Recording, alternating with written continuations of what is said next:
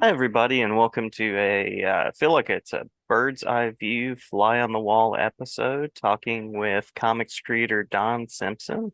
May I call you Don? Is that okay? Sure thing. Let me turn up my volume here. Sure, sure. Okay, I guess that's as loud as it gets. All right. How you doing, Jason? I'm good. I'm good. How are you today? I'm doing I'm a little under the weather. I have little sniffles. It's been about a month of travel shows every weekend, Mm-hmm. and I'm just getting back to the drawing board. So I'm working on give you a view of what I'm doing here. This is a I'm inking, but I'm inking on an overlay, Uh-huh. and this was a pencil layout I Love did it. in 2015 Mm-hmm. featuring N and Megaton Man. And Mm-hmm. so Mm-hmm. I'm inking this on semi-translucent paper Oh, love it. and just ink the lettering. So these are the two side by side. I've been Very using a cool. light table, little light box, which allows me to see what I'm doing through the paper and ink using the old fashioned, old school brushes and micron pens and so forth. So Very that's what I'm cool. doing. I'm finally getting back to the drawing board after about really a month of off and on. And like I said, I'm sorry, but I'm a little sniffly, No, but no. good enough. Hopefully, not contagious over the internet. I don't think I'll catch it, but yeah, thank you for jumping in and talking, even though you're feeling under the weather. Um, and wonderful to see the drawing board. I've occasionally glimpsed drawing tables on Zooms, but wonderful to have a bird's eye view of what's happening. So, I suppose the first question would be a bit of the origin of how you travel to the world of comics creating. Uh, well, I've been drawing since I was five, and I just never stopped. Hmm. Can you hear me okay if I'm speaking to my drawing? Yes, yeah, you're coming through clearly. Okay. Um, filling in some letters here. Um,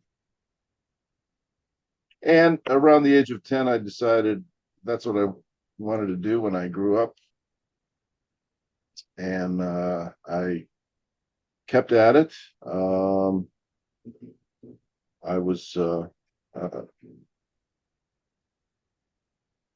graduated high school in 1980, dropped out of art school a year later, Hmm. and um, mostly taught myself uh, the craft because in those days there weren't any there wasn't any real instruction in cartooning.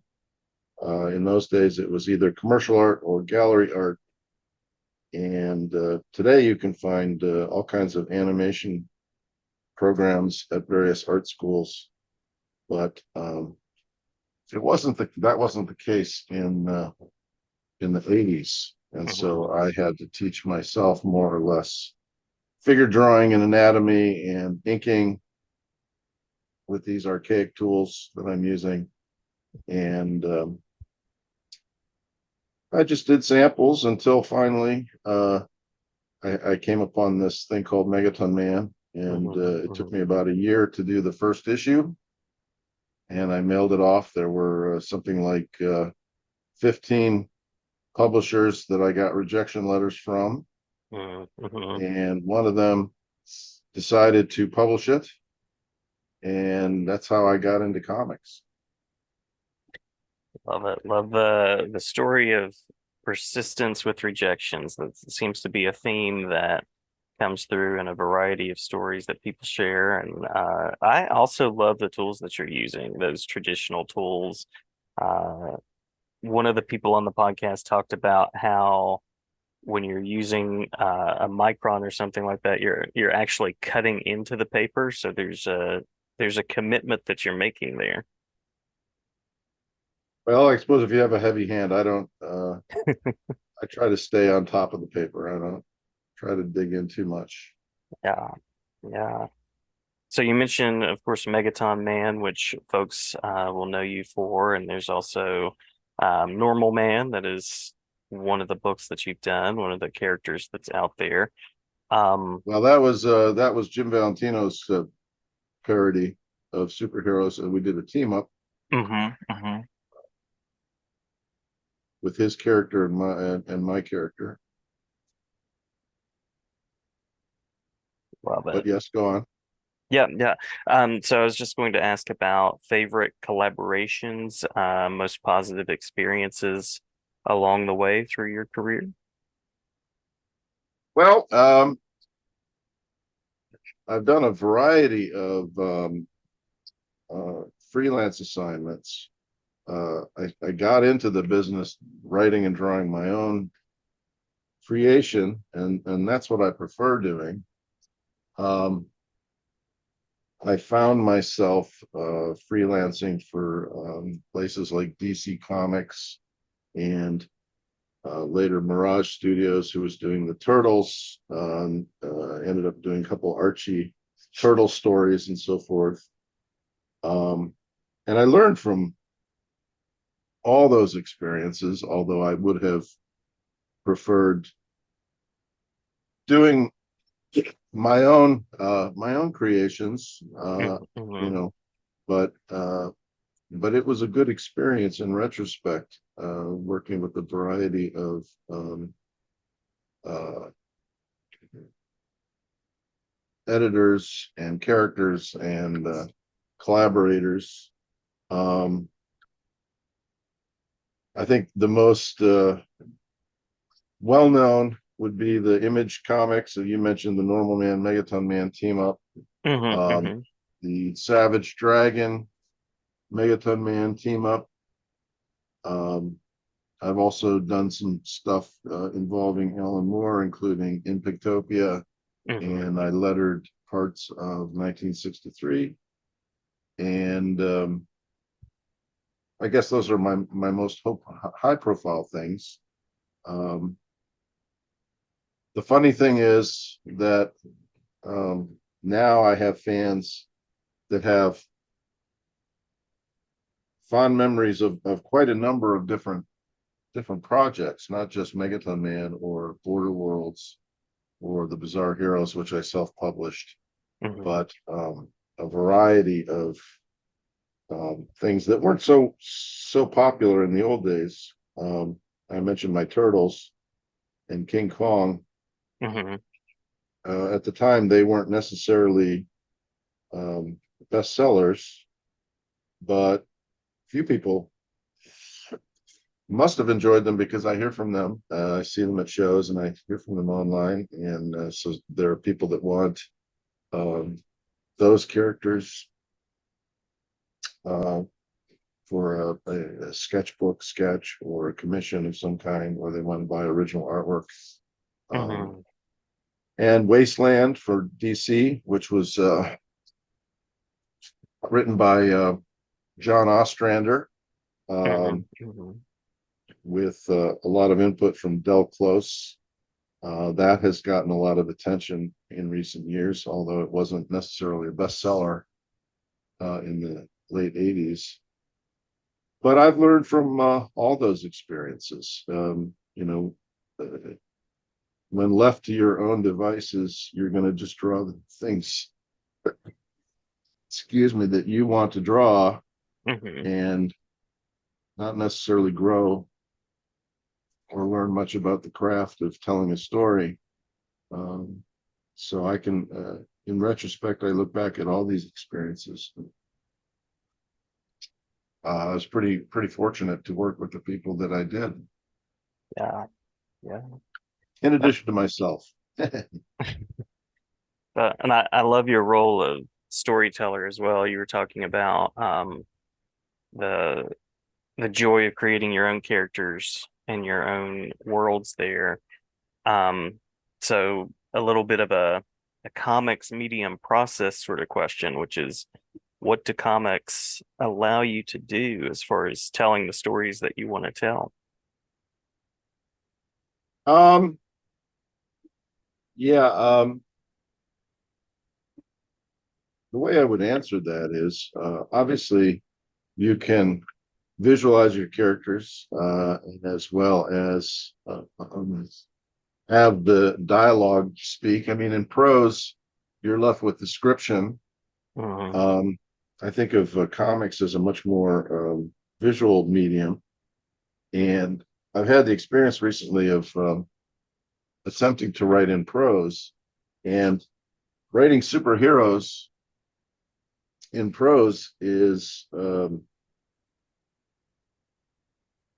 little bit odd. You immediately realize that the costumes and all the colors and visuals are uh, kind of unnecessary in prose. You're not going to spend a whole paragraph describing the cape and the costume and the mask and so forth and the weaponry.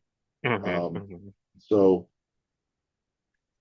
each of those two mediums has a different strengths, but I found prose writing to be uh, much more difficult than comic book writing um, and comic book storytelling. It's kind of off of your question, but I was always attracted to both words and pictures. I thought I was reasonably good at um, spelling and writing and all the things associated with that.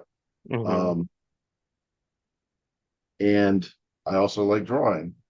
And comics enabled me to combine the two um, in a way that uh, I can't think of any other art form. You could do maybe illustrated books, but I like the balance of drawing to writing. Um, that's what initially attracted me. Yeah, yeah. And I'm continuing to admire what you're working on there as well as you're talking. So I'm using a little bit of whiteout to clean up, clean up the some of the lettering. It'll scan okay. Um, the wind keeps blowing my paper around today. That's a little Yeah, bit okay. yeah.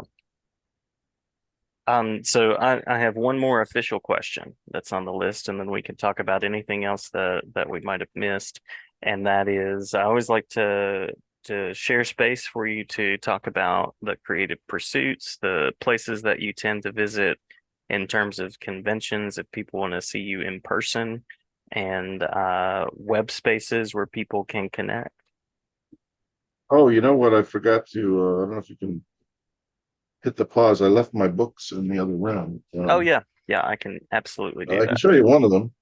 Um, this is Victory, folks. This is Yes. my self-published comic book. For the first time in a long time, I'm self-publishing.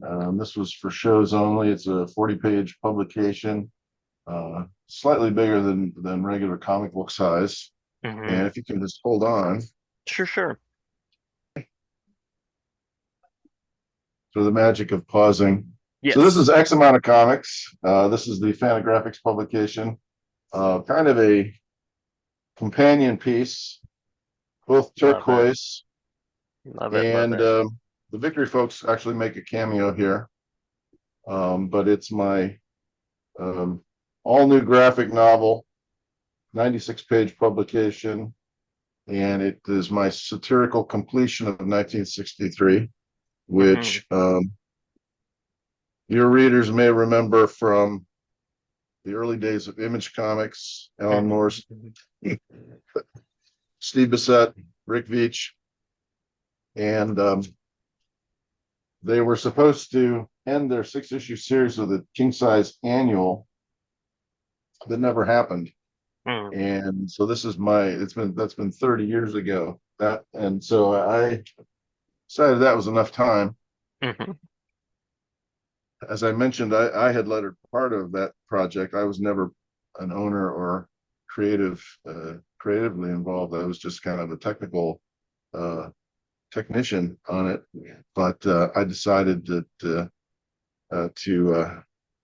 throw in my own 2 cents and do a satirical completion of the project. I had also done, and I mentioned Endman here. mhm. I had long been talking with Steve Bissett about doing something with his characters, which he inherited from 1963. And we're still waiting for Steve to issue his anthology.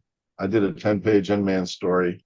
Like I Mhm. said, this was a leftover layout that I'm inking finally today. Um, those are my two big projects. They should just be hitting stores the middle of this week or the middle of next week, and I'm eager to see what the response will be, Mhm. not only to the story but to my essay. I have a long text piece in the back. Um, so the story comes to an end, and then I have some photographs from the period. Oh, There's nice. me and Rick, and Steve is over here. Can't see him Uh-huh. too well. Larry Martyr is next to us, and here's me at the old drawing board back in the old days. And you can see the Nice. 1963 house ad. Um, we Uh-huh. actually ran we actually ran that as the last page. This was the first thing anybody saw of the project back in 1992, Mhm. 93. Image had a house ad announcing the triumphant return of Alan Moore. But I offer a lot of commentary and additional information about who all these characters are. None of these characters are actually from the 1963. They're all my satirical versions of them. This is a character. I don't know who she corresponds with, um, but I made Great up a whole new timing. cast of characters to tell my story, and I didn't try to made absolutely no effort to try to reconstruct what might have happened in the original 1963 annual if it had actually taken place. But those are the two big projects, and I'm working on plenty of new stuff. As you can see, I'm just getting revved up, kind of getting warmed up back at the old drawing board today, and thought I would thought I would get this piece out, and I'm going to post this later today. One of the things I've been doing is all through my X amount of comics process, I've been posting the my lettering, my penciling on Facebook, Mhm. and that seems to have gotten a lot of interest from people watching the process unfold. Yeah, yeah, very cool to see. Absolutely. So it sounds like Facebook is a great place to go to see some of that process. Yeah, I'm see no reason not to keep doing it. So Mhm. I'll be posting this momentarily. Got my scanner right over here. You can see it's buried under books and stuff. But yeah, and the stuff I'm working on now, I'm working on new Megaton Man material, but it will probably be next spring before I have enough to go to press. In the meantime, I got two publications out there, and I hope to hear some feedback from people, and they can get in touch with me online for commissions and other things. That's all I wanted to plug, really. Wonderful, wonderful. I'll make sure to link the Facebook and other spaces, and looking forward to the Megaton Man stuff to come, the work to come, as well as the work that's coming soon. Yeah, Well, thanks, Jason. yeah, What are all thank these you. books you have behind you? Is that a Oh, real? this is not real. This is a digital background. Just covering up the fact that there's not much going on, but uh, my wife is an English teacher and so am I. So we probably have at least this many books a few times over between our classrooms and comic stacks and things like that. I have an Adventures in the DC Universe sitting over next to me, a man called Nova collection. So reading a couple of different things, but there's always a stack of books. Um, just probably not this neatly organized. You're very photogenic. Oh, we try. Great We try. talking to you. And if that's it, I'll just get back to work here and look forward to your posting and look forward to feedback. Yes, sir. Thank you. Thanks for taking the time. I hope you feel much, much better soon, and looking forward to seeing this work as you post it online. And thanks for letting me be not over the shoulder, but sort of above here in the space that I'm in to have a look. All right. Thanks a lot. Thank you.